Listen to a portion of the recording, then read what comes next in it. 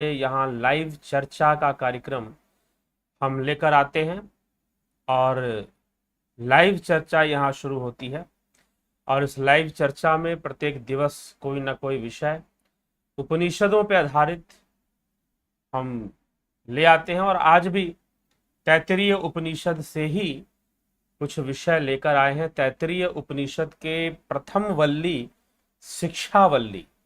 शिक्षावल्ली के अंतर्गत षष्ठम अनुवाक पर आज हम चर्चा करेंगे। कल हमने चतुर्थ और पंचम अनुवाक पर चर्चा की थी। आज हम षष्ठम मतलब कि छठे अनुवाक पर चर्चा करेंगे। उसमें कुछ श्लोक हैं, 3-4 श्लोक हैं। उन श्लोकों को हम समझने का प्रयास करेंगे। तो आज का जो विषय है, आपने अगर टाइटल में देखा हो तो ब्रह्म आनंद रूप, नंबर 1 विषय है ब्रह्म आनंद रूप। फिर जो है लिखा गया है स्वराज्य प्राप्ति कैसे होगा। स्वराज्य प्राप्ति के ऊपर हम चर्चा करेंगे। स्वराज्य क्या है, स्वराज्य क्या है, इसको भी आज हम जानेंगे कि स्वराज्य किसे कहते हैं। तो स्वराज्य किसे कहते हैं, स्वराज्य क्या है, यह विषय भी आज चर्चा में लिया जाएगा। फिर और क्या है, तीसरा है गले की घाटी का रहस्य। यह गले की घाटी का रहस्य अद्भुत है, तो इस पर भी हम चर्चा आज करेंगे। इसको भी हम समझने का प्रयास करेंगे। तो गले की घाटी का क्या रहस्य है। इस गले की घाटी को इंद्र योनि भी कहते हैं। इंद्र योनि क्यों कहते हैं, इस पर भी हम चर्चा करेंगे। तो ये सारी चीजें, यह चर्चा कोई अलग अलग चर्चा नहीं है, यह छठे अनुवाक के अंदर ही सारी चर्चा है, इसीलिए इसे ऐसा विषय लिया गया है।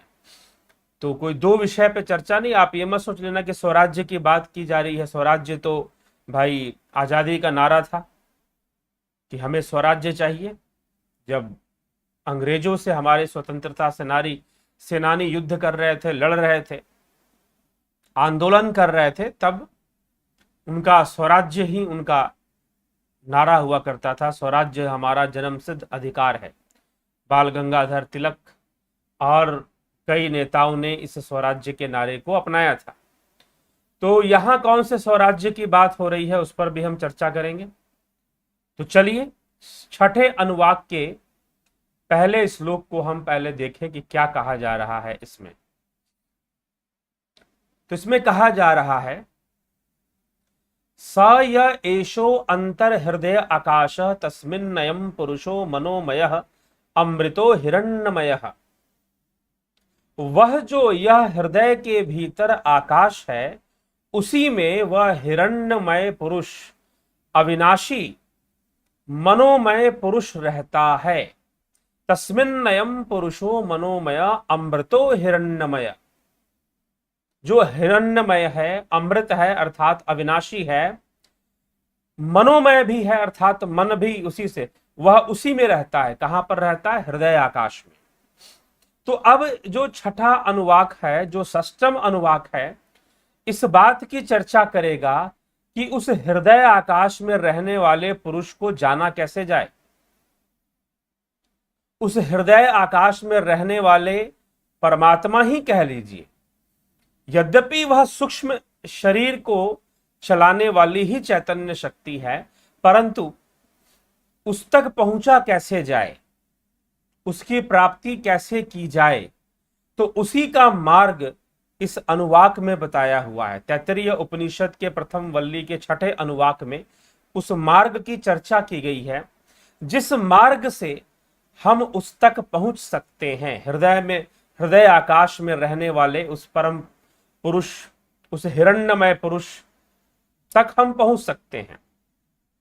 तो कैसे हम पहुंच सकते हैं, वो शक्ति संपन्न है, चैतन्य संपन्न है, कैसे हम उसे जान सकते हैं, तो उसका मार्ग बताया गया है। और उसी का मार्ग बताते हुए क्या कहते हैं, क्या कहा जाता है अगले श्लोक में, अंतरेण तालुके यह एष स्तन इवावलंबते सेन्द्रियोनि यात्रा सौकेशांतो विवर्वते व्योप्य शीर्ष कपाले भूर्त्यग्नौ प्रतितिष्ठति भुव इति वायो स्वत्यादित्ये मह इति ब्रह्मणि।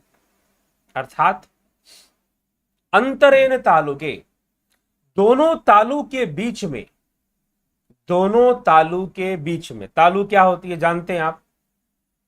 मुख के भीतर नीचे के तालु है, ऊपर के तालु है, ठीक है। तो दोनों तालु के बीच में एक स्तन के समान, स्तन के सदृश एक तंतु है जो लटक रहा है, स्तन के सदृश लटक रहा है। उसके भी भीतर जहां वह केशांत, केशों का मूल स्थान है, थोड़ा सा और पीछे जाने पर, तो यहां पर हमारे मुख में एक स्थान है, उसकी बात यहां पर की जा रही है, जो कि स्तन के समान लटक रहा है। यहां पर जो शब्द प्रयोग हुआ है उसके अनुसार संस्कृत में क्या श्लोक कह रहे हैं, आप सुनिए ध्यान से फिर से। अंतरेण तालुके यह एष स्तन इवावलंबते सेन्द्र योनि, वही इंद्र योनि है।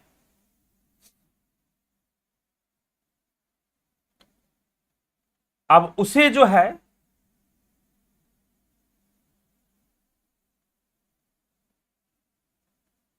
तो एक हमारे दोनों तालु के बीच में मुख के भीतर एक छोटी सी मांस की झिल्ली है।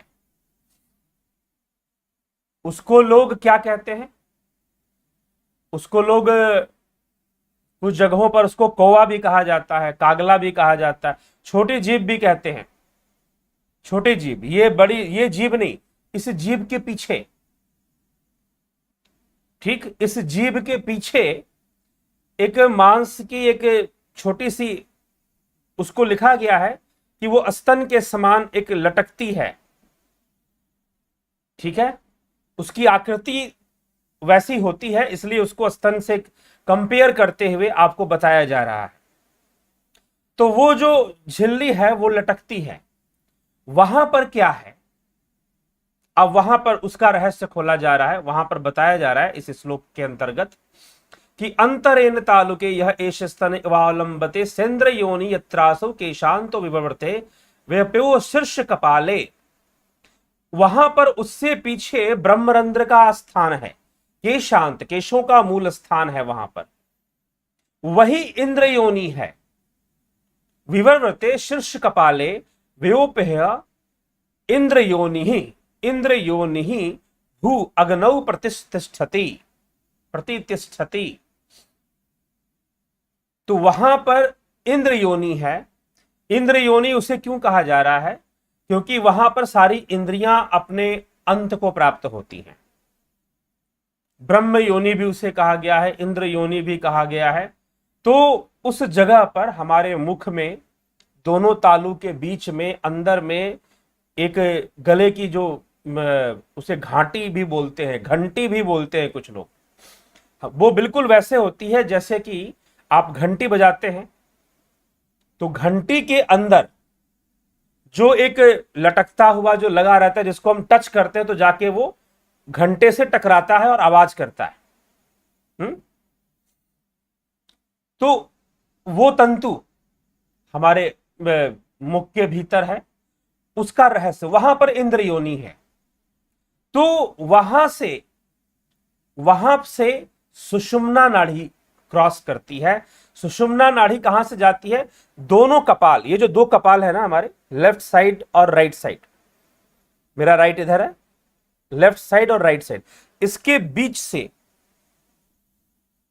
कौन सी नाड़ी प्रवाहित होती है? सुषुम्ना नाड़ी। सुषुम्ना नाड़ी उसी, वो जो घंटी है वही उसका केंद्र है, सुषुम्ना नाड़ी का, ठीक। तो सुषुम्ना नाड़ी ही वो मार्ग है जिससे कि आप हृदय आकाश में बैठे हुए उस हिरण्यमय पुरुष को प्राप्त कर सकते हैं। आप उस हिरण्यमय पुरुष तक पहुंच सकते हैं, उस परम शक्ति तक आप पहुंच सकते हैं। तो अब इंद्र योनि की साधना करनी पड़ेगी, अर्थात गले में लटकने वाली जो वो घाटी है, वहां तक उसकी साधना, उसका संधान करना पड़ेगा। तो यहां पर तैत्तिरीय उपनिषद में उस हिरण्यमय पुरुष, उस आत्मा तक पहुंचने का जो मार्ग बताया जा रहा है वह क्या है कि दोनों तालू के बीच में जो यह स्तन के सदृश लटक रहा है, उसके भी भीतर जहां वह केशों का मूल स्थान केशांत है, विवर्ते स्थित है, शीर्ष कपाल के सिर के दोनों कपालों को भेदन करके निकली हुई जो सुषुम्ना नाड़ी है, विनिसृता या सा इंद्र योनि, वह जो सुषुम्ना नाड़ी है उसी को इंद्र योनि जानो, इंद्र योनि समझो। उसमें जब मन रमण करेगा, तुम्हारी एकाग्रता, तुम्हारा ध्यान जब उसमें जब प्रवेश कर जाएगा सूक्ष्मता पूर्वक, तो इंद्रियों का दमन स्वतः हो जाएगा। जबरदस्ती इंद्रियों को दबाने की जरूरत नहीं पड़ती योग में। और वैसे आप जबरदस्ती इंद्रियों का दमन करें और योग करें, दोनों में बहुत अंतर है। योगी जबरदस्ती दमन नहीं करते, जबरदस्ती का दमन तो मिथ्या आचरण है। तो यह एक क्रिया है। चलो, यह एक साधना के प्रति एक संकेत दिया हुआ है, जो कि संकेत रूप में ही यहां लिखा हुआ है। अब यहां पर कुछ लोग जो हैं जुड़े हुए हैं, मेंबरशिप ले रखा है उन्होंने, सन मेंबरशिप, जुपिटर मेंबरशिप, ध्यान योग का कोर्स कर रहे हैं। तो सन और जुपिटर दोनों ही लोगों को, दोनों ही सदस्यों को जो साधनाएं कराई जाती हैं, उसमें यह भी एक साधना है जिसका वर्णन तैत्तिरीय उपनिषद में यहां पर किया जा रहा है। वो भली भांति साधना के बारे में जानते होंगे कि इंद्र योनि की साधना कैसे होती है। ठीक है, तो इंद्र योनि की साधना गले की घाटी में जो स्तन के आकार का जो एक लटकता है टुकड़ा, जिसे कागला कोवा कहते हैं, वहां से सुषुम्ना नाड़ी निकलती है दोनों कपालों के बीच, लेफ्ट राइट जो हमारा ब्रेन है उसके बीचों बीच सेंटर में, और अंदर ही अंदर से ब्रह्मरंध्र का स्थान बना हुआ है। आप एक बात ध्यान रखिएगा, जब हम कहते हैं दिव्य चक्षु, ठीक है, इसका मतलब ये नहीं कि दिव्य चक्षु बिल्कुल उसका लोकेशन यहीं पर होता है, जी नहीं। सिर के अंदर इस स्थान से भीतर में होता है। ठीक है, यहां से उसकी जागृति होती है। ये कोई चमड़े पर दिव्य चक्षु नहीं है, अंदर में है, कपाल में है। वो एक जागृति है, वो सुषुम्ना की एक जागृति है। हां, इन नाड़ियों की खोज आयुर्विज्ञान के द्वारा या फिर मेडिकल साइंस के द्वारा नहीं हो सकी है, और वो उस छोटी सी झिल्ली जो हमारे गले में, कंठ में, ऊपर में लटकती है, उसका रहस्य भी नहीं जानते हैं, इंद्र योनि का रहस्य। तो वह जो सुषुम्ना नाड़ी जो बीचों बीच जो क्रॉस करती है, हमारे दोनों मस्तक के बीच में जो क्रॉस करती है सुषुम्ना नाड़ी, उसका स्थान है वहां पर एकाग्रता सिद्ध कर लेने से, किसी खास विधि के द्वारा, किसी खास विशेष क्रिया के द्वारा योगियों को चाहिए कि वो अपने हृदय आकाश में हिरण्यमय पुरुष को अगर जानना चाहते हैं तो इसका संधान करें, और योगी ऐसा करते हैं। आवश्यकता है साधना करने की। तो ये जो हमारी जो कोर्स चलती है ध्यान योग का, उसमें यह साधना भी करवाई जाती है, उसमें यह योग इंद्र योनि का योग भी करवाया जाता है। इंद्र योनि को साधने का तरीका भी बताया जाता है। ठीक है, तो यह हमें इसको समझकर साधने की आवश्यकता, यह साधना का विषय है। यह मात्र यहां पढ़ लेने से सारी बात स्पष्ट नहीं हो जाएगी। हाँ, आप बेहतर तरीके से इसको समझना चाहते हैं तो ध्यान योग का कोर्स ज्वाइन करें। उसमें इंद्र योनि की साधना के बारे में बताया गया है, कैसे करना है यह भी बताया गया है, और जो गले की घाटी का रहस्य भी बताया गया है। तो आप ज्वाइन करेंगे तो निश्चय ही उसका लाभ उठा पाएंगे। बाकी पढ़कर यहां से थोड़ी सी अजीब सी बात लगेगी कि भाई ये क्या कहा जा रहा है, दोनों तालू के बीच में स्तन जैसी आकृति वाला, ठीक है, और फिर उसे इंद्र योनि शब्द भी दिया जा रहा है। वहां से सुषुम्ना नाड़ी दोनों कपालों के बीच में गुजर रही है, शब्द हैं। जब तक साधना नहीं करोगे, कुछ विषय ऐसे हैं जब तक अभ्यास में नहीं लाओगे, ध्यान योग नहीं सीखोगे, समझ में आने वाले नहीं है, इनका उत्तर मिलने वाला नहीं है। और जो लोग ध्यान योग कर चुके हैं या कर रहे हैं, वो बेहतर समझ पाएंगे कि भाई उनको मिला क्या है। उनको जो साधना बता दी गई है वो ऐसे ही कहीं से लाकर नहीं बता दी गई है, वो बहुत अनुसंधान शास्त्रों से भी और भी कई साधकों, योगियों, सिद्धों से के ज्ञान से ही वह ध्यान योग की साधना निकली है, जिसको आप ज्वाइन करते हैं और उसका लाभ उठाते हैं। ठीक है, तो ये समझने की आवश्यकता है। तो वो इंद्र योनि की साधना क्या है, ये चलिए, ऐसा नहीं कि दो शब्दों में बताकर ये बातें हो सके, अनुभव का विषय है, साधना का विषय है, तो हम उसको साधना पर ही छोड़ेंगे, उस रहस्य को। ठीक, तो यहां पे बताया जा रहा है, इस श्लोक में कहा जा रहा है कि इस प्रकार से दोनों कपालों के भेदन कर कर निकली हुई जो सुषुम्ना नाड़ी है वह इंद्र योनि है। इस व्यहृत अर्थ रूप अग्नौ में प्रतिष्ठित, भू जो है इसी के अग्नि में प्रतिष्ठित होता है, भुवा जो है इसमें वायु रूप में स्थित होता है, और स्व जो है इसमें आदित्य के रूप में, सूर्य रूप में स्थित होता है। और इसी सुषुम्ना नाड़ी के अंदर महा अर्थात इस व्याहृति के अर्थ स्वरूप ब्रह्म में स्थित होता है। इससे गुजरने वाला साधक, इस सुषुम्ना नाड़ी के मार्ग से गुजरने वाला योगी ब्रह्म में जाकर स्थित होता है, ब्रह्मलीन होता है अंततः। यह संकेत दिया जा रहा है। तो पहले तो बताया गया कि हृदय आकाश में हिरण्यमय पुरुष का वास है। फिर बताया गया कि हिरण्यमय पुरुष को कैसे आप पहुंचेंगे, तो सुषुम्ना नाड़ी के माध्यम से पहुंचेंगे। तो गले की घाटी में, दोनों तालू के बीच में, अंदर में, ऊपर के साइड में हमारे एक ब्रह्मरंध्र का स्थान, ये बाहर से है, और एक भीतर से है, भीतर से भी एक ब्रह्मरंध्र का स्थान है। तो जो योगी भीतर से जानते हैं और उस इंद्र योनि की साधना जानते हैं, वो निश्चय ही ब्रह्म की प्राप्ति कर सकते हैं। ठीक है, तो ये बस इतना ही अभी बताया जा सकता है। आप करना चाहते हैं, ध्यान योगी बनिए। 29 तारीख से कोर्स प्रारंभ हो रहा है, ज्वाइन कीजिए, उसमें इसका रहस्य बताया गया है। चलिए आगे बढ़ते हैं। तो अगले श्लोक में फिर क्या चर्चा करते हुए कह रहे हैं वो देखते हैं।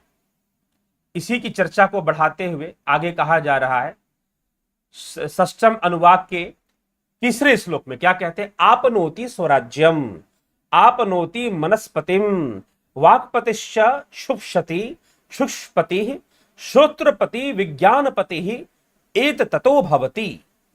स्वराज्यम, स्वराज्य को प्राप्त कर लेता है, स्वराज्य को प्राप्त कर लेता है। मनसस्पतिम, मन के स्वामी को पा लेता है। वाक्पति, वाणी का स्वामी हो जाता है। चक्षुष्पति, नेत्रों का स्वामी हो जाता है। कानों का स्वामी श्रोत्रपति, कानों का स्वामी हो जाएगा। विज्ञानपति, विज्ञान का स्वामी हो जाएगा। उस पहले बताए हुए स्थान से यह फल होता है। कौन से स्थान से भैया? इंद्र योनि की साधना से। इंद्र योनि की साधना, इंद्र योनि की साधना से क्या फल मिलने वाला है? सुषुम्ना नाड़ी की साधना, सुषुम्ना में प्रवेश करने की साधना। इसीलिए हम सबसे पहले ध्यान योग की जो कोर्सेस होती हैं उसमें सबसे पहले नाड़ी शोधन की क्रियाएं बताई जाती हैं, क्योंकि जब नाड़ियां शुद्ध होती हैं और जब दोनों सूर्य और चंद्र नाड़ियां बराबर चलती हैं तो सुषुम्ना में एकाग्रता, धारणा होनी शुरू होती है। तो सुषुम्ना में पहले धारणा करना होगा, फिर ध्यान होगा, फिर समाधि, और उसमें इंद्र योनि की साधना, अर्थात अंदर ही अंदर, जिह्वा के पीछे, दोनों तालू के अंदर जो एक स्थान, स्तन के आकार का जो लटका हुआ एक मांस की झिल्ली जैसी है, इंद्र योनि का स्थान है। वो किसका स्थान है? इंद्र योनि का स्थान है। उसमें जो संधान करता है, जो योगी उसका संधान करने वाला है, उसे क्या मिलने वाला है यह बताया जा रहा है। क्या मिलने वाला है? आपनोति स्वराज्यम, उसे स्वराज्य की प्राप्ति होती है, उसे स्वराज्य की प्राप्ति होती है, नंबर 1 बात। और उसे क्या प्राप्त होती है? स्वराज्य की प्राप्ति होती है। फिर कह रहे हैं आपनोति स्वराज्यम, वह स्वराज्य को प्राप्त कर लेता है। मनस्पतिम, मन के स्वामी हो जाता है। वह क्या हो जाता है?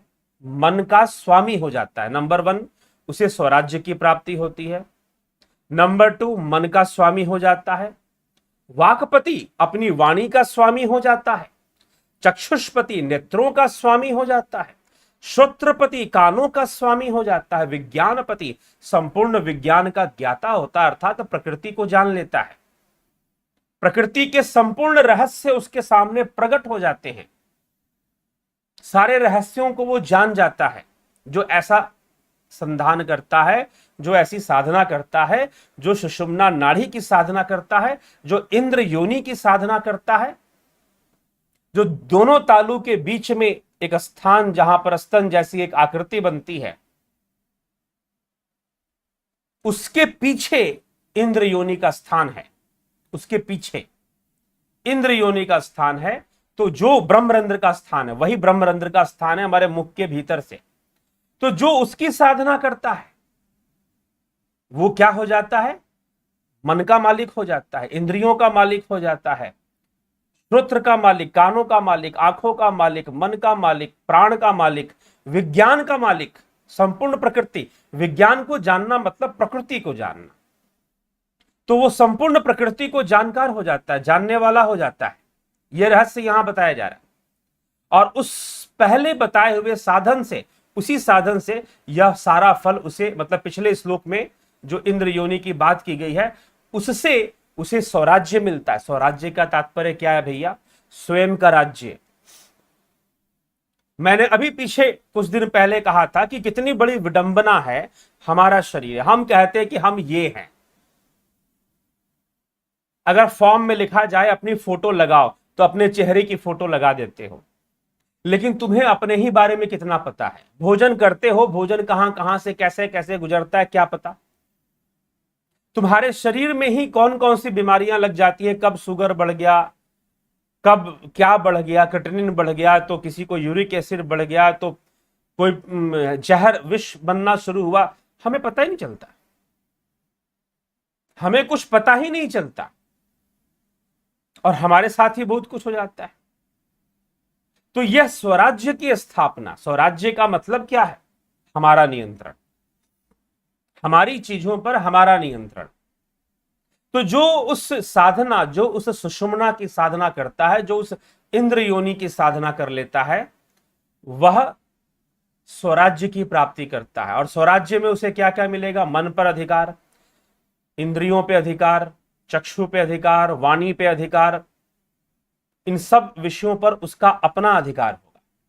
नेत्रों पे अधिकार और विज्ञान पर अधिकार, अर्थात संपूर्ण विज्ञान उसके सामने प्रकट हो जाएगा। सब कुछ वो जान जाएगा विज्ञान को। यो मानकर प्राचीन योग्य हेतु कहा जा रहा है कि तुम उसकी उपासना करो। फिर कहते हैं, तो ये स्वराज्य कहने का तात्पर्य अर्थात स्वरूप की उपलब्धि। महर्षि पतंजलि जो कहते हैं तद्द्रष्टु स्वरूपे अवस्थानाम। इसलिए ये जो शब्द है स्वराज्य, स्वतंत्र, इसका अर्थ क्या है? लोग समझते हैं कि भाई लिबर्टी, कुछ भी करने की छूट, कुछ भी करने की छूट। जी नहीं, स्वतंत्र का अर्थ ये नहीं होता। स्वतंत्र का अर्थ है प्रकृति को समझो और प्रकृति के साथ तारतम्यता बनाकर प्रकृति के ऊपर अपना नियंत्रण स्थापित करो। प्रकृति को समझकर प्रकृति के ऊपर अपना नियंत्रण स्थापित करो। ठीक है? तो ये स्थापित, ये स्वराज्य होगा। फिर स्वराज्य होगा, स्वरूप की उपलब्धि हो जाएगी। अभी पर राज्य है, अभी परवश जीवन है। जीवन क्या है? परवश। गोस्वामी जी ने लिखा कि परवश जीव स्ववश भगवंता, जीव अनेक एक श्रीकंता। परवश जीव है, अभी तो परवश जीवन है, अभी स्वराज्य उपलब्ध नहीं हुआ। स्वराज्य कैसे मिलेगा? तो सुषुम्ना के संधान से मिलेगा, इंद्र योनि की साधना से मिलेगा स्वराज्य। ठीक है, तो वो साधना करनी पड़ेगी तुम्हें, ध्यान योग जानना पड़ेगा। ध्यान योग में उस इंद्र योनि को साधने का माध्यम बताया गया है। तो प्रयास करना पड़ेगा, लाभ उठाना पड़ेगा। सारी बातें ऐसे ही समझ जाओगे बिना कुछ किए तो कैसे होगा? इसलिए यहां पर एक मार्ग दिया जा रहा है। मैंने पहले ही कहा कि स्वराज्य प्राप्ति का मार्ग दिया जा रहा है। तो नंबर 1 श्लोक, 4 श्लोक हैं टोटल, छठे अनुवाक में, तैत्तिरीय उपनिषद, प्रथम वल्ली शिक्षा वल्ली, उसके छठे अनुवाक पर हम चर्चा कर रहे हैं। पहला श्लोक कहता है कि हृदय आकाश में हिरण्यमय पुरुष का निवास, उसकी प्राप्ति अनिवार्य है, जरूरी है। वही स्वरूप है हिरण्यमय पुरुष, वही हमारा असली रूप है, परमात्मा ही हमारा रूप है। तभी कृष्ण कहते हैं अहम आत्मा गुडाकेश सर्वभूताश स्थितः। हे अर्जुन, मैं आत्मा, मैं ही आत्मा हूं जो सभी भूतों में हूं, हिरण्यमय। इसीलिए कृष्ण अपने शरीर को नहीं बोल रहे, कृष्ण अपने शरीर को नहीं बोल रहे ये बातें, ठीक उस हिरण्यमय पुरुष को बोल रहे हैं जो हृदय आकाश में बैठा हुआ है, आपके हृदय आकाश में। दुर्भाग्य है कि आप बाहर दौड़ रहे हो, आप अपनी भीतर जाने का कोई प्रयास नहीं कर रहे, बस यही सबसे बड़ा दुर्भाग्य है। यह तैत्तिरीय उपनिषद ऋग्वेदीय उपनिषद है, ठीक। तो हमें ये बहुत सारे रहस्यमय बातों को ये सामने रख रहा है। तो पहले तो उसने ये बता दिया कि हिरण्यमय पुरुष हृदय आकाश में, जाओगे कैसे वहां पर, वो रास्ता दे दिया। सुषुम्ना नाड़ी रास्ता बनेगी, दोनों कपाल के बीचों बीच उस नाड़ी का अंदर से अंदर ही अंदर वो गई हुई है, और एक इंद्र योनि है मुख के भीतर, दोनों तालू के बीच में पीछे में एक स्तन की आकृति वहां पर बनती है, जहां पर उसके पीछे इंद्र योनि का स्थान बताया गया, ब्रह्मरंध्र का स्थान भीतर से बताया गया है। तो ये रहस्य, और उसका संधान कर लोगे तो क्या प्राप्त हो जाएगा? स्वराज्य प्राप्त हो जाएगा, स्वराज्य प्राप्त हो जाएगा, यही कहा गया, ठीक है। इसी को कहते हैं कि आपनोति स्वराज्यम आपनोति मनस्पतिम वाकपतिश्च चक्षुष्पति श्रोत्रपतिर्विज्ञानपति एत ततो भवति। ऐसा हो जाएगा, ऐसी प्राप्ति आपको हो जाएगी। और फिर कहते हैं आकाश शरीरम ब्रह्म सत्यात्मा प्राणारामम, ठीक है जी, प्राणारामम मन आनंदम शांति समृद्धवम मृतम इति प्राचीन योग्योपास्व। वह ब्रह्म आकाश शरीरम ब्रह्म, आकाश के सदृश शरीर वाला है। आकाश का भला क्या शरीर हो सकता है? वह जो ब्रह्म है आकाश के सदृश शरीर वाला है, भला आकाश का क्या शरीर हो सकता है? जैसे आकाश है तुम ऐसी समझ लो, वो सर्वव्यापी है, सर्वत्र है, ठीक है। तो आकाश शरीरम ब्रह्म सत्यात्म प्राणारामम मन आनंदम। अब यहां पर एक और शब्द आ रहा है, प्राणारामम, रमण करने वाली शक्ति ही तो राम है। आकाश शरीरम, आकाश के सदृश शरीर वाला सत्यात्म, प्राणरामम, इंद्र आदि समस्त प्राणों को विश्राम देने वाला है। मन आनंदम, आनंद स्वरूप है वह आकाश सदृश ब्रह्म। क्या है? सबको आराम देने वाला है, सब में रमण करने वाला है, और सबको अपने भीतर लीन करने की क्षमता रखता है। उसे इसीलिए उसे प्राणारामम कहा जा रहा है। सब उसमें लीन हो सकते हैं, सब उसमें विश्राम करते हैं उस ब्रह्म में, ठीक। तो वो आकाश के शरीर सदृश वाला ब्रह्म, तुम उसको जान लेते हो, तुम्हें स्वराज्य की उपलब्धि होती है, मन चक्षु इंद्रियां और संपूर्ण प्रकृति तुम्हारे नियंत्रण में आ जाती है, और तुम उस ब्रह्म को जान लेते हो। और वह जो ब्रह्म है आकाश के सदृश शरीर वाला है, और साथ ही साथ प्राण इंद्रियों सबको शांत करने वाला है। वहां ना प्राण रहेगा, ना इंद्रियां रहेंगी, ना बुद्धि रहेगी, ना जीवत्व रहेगा, और वह आनंद रूप शांति प्रदाता है। मन आनंदम शांति समृद्धम अमृतम अविनाशी है। यो मानकर प्राचीन योग्य, हे प्राचीन योगी, प्राचीन योग्य, तू उसकी उपासना कर। जो उपासना की एक विधि बताकर इसमें कहा गया कि भाई अब तो इसकी प्रैक्टिस कर, उस सुषुम्ना नाड़ी का संधान कर, उस इंद्र योनि का की साधना कर, और उस इंद्र योनि की साधना से तू वहां तक पहुंच। ठीक है, तो ये विषय है, इस विषय को हमें समझना है। यह बहुत ही गूढ़ विषय है, गहन विषय है, गुप्त विषय है, रहस्यमय विषय है। मुझे लगता है कि इस संपूर्ण विषय को जो योग साधक नहीं, इसका टीका करना भी खतरनाक होगा। इंद्र योनि के रहस्य को जो नहीं जानते, इसीलिए ये जो ध्यान योग की साधना है, इसके जो साधक हैं, जब वो गीता पढ़ेंगे, उपनिषद पढ़ेंगे, तो और बेहतर तरीके से उनको समझ में आएगा कि वो क्या लिखा जा रहा है। अन्यथा बातें ऊपर से चली जाएंगी, मन प्रश्न करेगा, अरे ये क्या बात हुई, अस्तन है गले तालू के बीच में, वहां पर ये कहां की बात कही जा रही है, कौन सी बात कही जा रही है।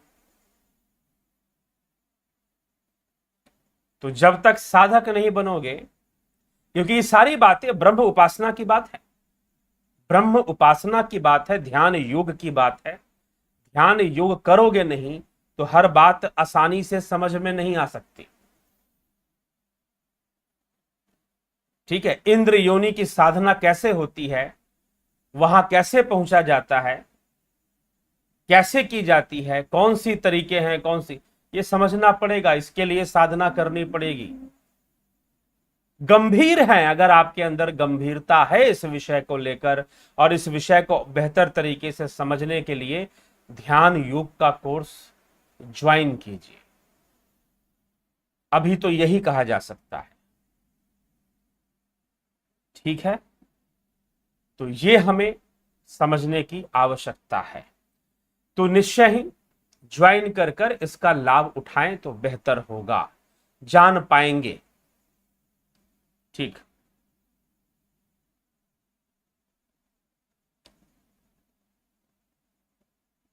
तो चलिए चर्चा करते हैं हम इस विषय पर। चर्चा हो गई लगभग, अब आपके कमेंट्स को देख लेते हैं कौन क्या कहता है। इन 4 श्लोकों पर षष्ठम अनुवाक पर हमने चर्चा कर दी है। बहुत गहन और गंभीर विषय है, इसीलिए दूसरा सप्तम अनुवाक पे हम नहीं जाएंगे। जो विचार दिया गया उसको आप ग्रहण करें, संजो कर रखें और विचार करें। तो एक बहुत ही गुप्त और रहस्यमय क्रिया की ओर यह संकेत करते हुए श्लोक है। जरूरी है, करना पड़ेगा, साधना करनी पड़ेगी, ऐसे कहां से समझ में आएगा, बिना कुछ किए ही कैसे हो जाएगा। तो बहुत सारे विषय हैं जो योग साधना के ही विषय हैं, तो वो जो लोग नहीं करते हैं शायद समझना भी मुश्किल। लेकिन जो साधक हैं, जो सही विधि से, शास्त्र सम्मत विधि से ध्यान योग का अभ्यास कर रहे हैं और सीख कर लगे हुए हैं, वो इन सब श्लोकों के मर्म को भली भांति समझते हैं, जानते हैं। ठीक, तो जरूर मैं यही कहूंगा, अगर इस इंद्र योनि के रहस्य को समझना चाहते हैं, जो तैत्तिरीय उपनिषद में यहां चर्चा में आ रहा है, या गले की घाटी में दोनों तालू के बीच में एक स्तन जैसे आकृति है, वहां पर लटक रही है, तो वो क्या चीज है, अगर जानना चाहते हैं तो प्लीज ज्वाइन द कोर्स। ठीक है, आगे बढ़ते हैं। विक्रम सिंह जी, अभिनंदन आपका। कन्हई कुमार जी अभिनंदन, राजू पाल जी अभिनंदन, अपूर्व विश्वकर्मा जी, सुशांत दास जी, ब्रह्मपाल कुमार जी, कुलदीप सिंह जी, स्मिता सावंत जी, उषा श्रीवास्तव जी, सबका बहुत अभिनंदन है। माधुरी कोल्हे जी, जय श्री राम। योगेंद्र पंडित जी, जय श्री राम।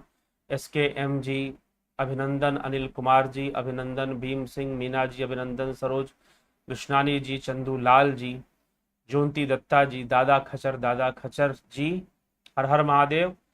सागर बदगुजार जी, अष्टांग योग में सबसे श्रेष्ठ ध्यान ही है। सबसे श्रेष्ठ नहीं, वो तो करते हुए ध्यान तक पहुंचेंगे, धारणा नहीं करेंगे तो सीधा ध्यान पे थोड़ी ना पहुंच जाएंगे। ठीक, इसमें अष्टांग अंग है, ये स्टेप्स हैं, ये कोई अलग अलग नहीं है, एक ही साधना के 8 अंग हैं। तो जगत नारायण जी, राम निवास मीना जी, जय श्री कृष्ण, संकल्प मिश्रा जी, किशोर शुक्ला जी, बलवंत सिंह गोहिल जी, राजेश शर्मा जी, सत साहिब जी, मैं 2 दिन से एक ही बात पर अटका हुआ हूं, आत्मा एक है, पर दूसरे सज्जन बोलते हैं जितने शरीर हैं उतनी आत्माएं हैं, उतनी जीव हैं, कृपया शंका का समाधान करें। उतने जीव हैं, ठीक है, आत्माएं उतनी नहीं। रणप्रीत सिंह जी अभिनंदन, राजू पाल जी, भूप सिंह खीचर जी अभिनंदन, एसपी सैनी जी अभिनंदन, मुकेश शुक्ला जी, शोभा धमानी जी, ब्रह्म की प्राप्ति होने पर क्या जीव को कोई दुख अनुभव नहीं होता? साधारण इंसान जो ध्यान योग यानी ऊंची साधना नहीं कर सकता, वे स्वरूप में कैसे स्थित हो, या वो नहीं हो सकता? जी नहीं, स्वरूप में तो स्थिति नहीं बन सकती है। साधारण इंसान मतलब जो परवश है, जो इंद्रियों के वशीभूत है। स्वरूप में स्थित होने का सरल तरीका जो व्यवहारिक जीवन जीते हुए कर सके, ऐसे सरल विधि हो तो बताएं। वही बताई जा रही है। ध्यान योग का जो कोर्स है वो वही है, आपको अपने जगह पर रहते हुए ही करना है। कल भी मैंने इस विषय पर बोला था कि आपको कैसे करना है, अपनी जगह पर रहते हुए, जहां पर भी आप हो, अपने घर में, गृहस्थी में रहते हुए ही अपनी साधना को आगे बढ़ाना है। हाँ, लेकिन कोई शॉर्टकट रास्ता नहीं है, और ढूंढो भी मत, शॉर्टकट रास्ते में बहुत खतरा है। ठीक है, तो कोई शॉर्टकट रास्ता ऐसा नहीं है कि आप बहुत ही सरलता से स्वरूप में स्थित हो जाएंगे, क्योंकि स्वरूप की उपलब्धि स्वराज्य की उपलब्धि है, प्रकृति पर संपूर्ण नियंत्रण है। क्यों नहीं, बच्चा जो है सीधा एमए में ही एडमिशन दिला दो, क्या जरूरत है नर्सरी में पढ़ने की? ठीक है, सीधा एमए करवा दो, उसको पीएचडी ही करवा दो, कखा गघा सिखाने की जरूरत ही क्या है? तो समय बड़ा ही विचित्र है, आदमी बहुत टूट चुका है बहुत सारी चीजों से, बहुत तरह के अभ्यासों से, तो उसको फिर साधना तो करनी पड़ेगी, अभ्यास तो करनी ही पड़ेगी। ठीक, तो ये हमें समझना पड़ेगा। तो षष्टम अनुवाक क्या कहता है, यह सरलता से ऐसे समझ में नहीं आएगा, बिना ध्यान योग के तो नहीं समझ में आएगा। जलराम रायका जी, राम राम साजी, जय श्री राम। स्मिता सावंत जी, आपने आज जो विचार दिए हैं उस पर मनन चिंतन होना जरूरी है। आप उपनिषदों के गहन विषय पर अच्छा विश्लेषण कर रहे हैं। जी, अपनी साधना से, अध्ययन से जो समझता हूं वही कर रहा हूं। तो हाँ, कुछ विषय ऐसे हैं जो कि बिना ध्यान योग को समझे, बिना उपासना की विधियों को, क्रियाओं को अच्छे से समझे और बिना अभ्यास किए शायद उसको समझ पाना आसान नहीं है। तो ये है, बस यही इतनी ही बात है। इसीलिए हमारे जो धर्म ग्रंथ मात्र पढ़ने के लिए नहीं है, पढ़कर कुछ बताया गया है जिसका फल हमें करने से मिलेगा, करने से मिलेगा, कर्म में उतारने से मिलेगा। और वो साधना करने के लिए क्या छोड़ना पड़ेगा? जी, घर छोड़ना पड़ेगा, नौकरी छोड़नी पड़ेगी? जी नहीं। अर्जुन जब युद्ध करते हुए उसे सिमरन करने के लिए, ध्यान करने के लिए, योगी बनने के लिए कहा जा रहा है, तो अरे भाई, आप अपने कर्तव्यों का निर्वाह करते हुए ही योगी बनेंगे।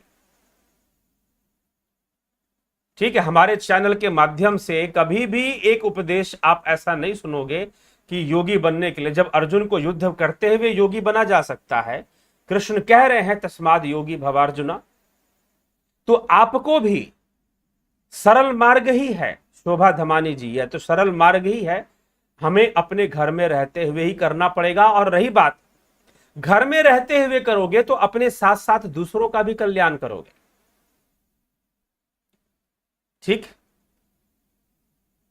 एक एग्जाम्पल समाज के सामने आप लेकर आएंगे कि जी हां, घर में रहते हुए ही हमें अपनी साधना भी करनी पड़ेगी, गृहस्थ साधु बनना पड़ेगा।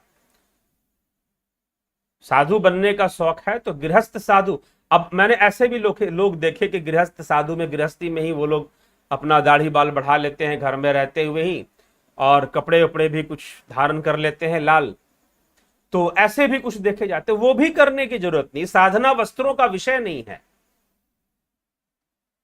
ठीक है, तो अगर हम सही विधि हमको मिलेगा, सही तरीका मिलेगा, तो अर्जुन की भांति, राजा जनक की भांति, और उसके बाद ना जाने कई संत महात्मा जो कि गृहस्थ जीवन में रहते हुए, ऐसे कई सिद्ध योगी गृहस्थ जीवन में रहते हुए जिन्होंने साधना की पराकाष्ठा को प्राप्त किया, साधना की उच्चतम अवस्था को प्राप्त किया।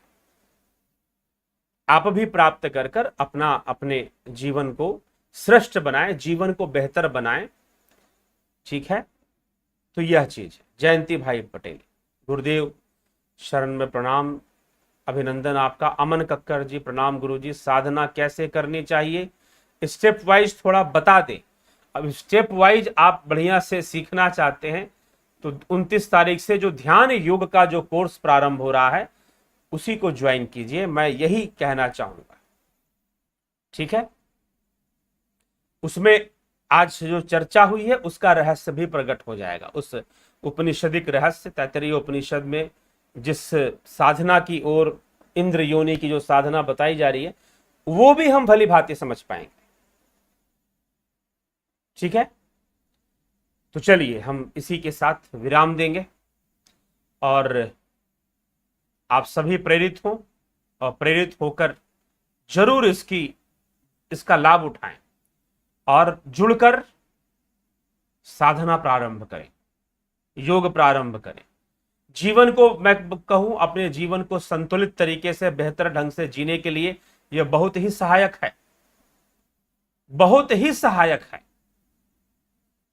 ठीक, आपके परिवार के लिए बहुत सहायक है, भले के लिए बहुत अच्छी बात है, करना तो पड़ेगा। चलिए ठीक है, इसी के साथ विश्राम देंगे यहां पर। कल फिर 9 बजे तैत्तरीय उपनिषद को आगे बढ़ाते हुए, या किसी अन्य विषय पर भी हो सकता है जो कि साधना से संबंध रखता होगा, उस विषय को भी कल हम लेकर आ सकते हैं।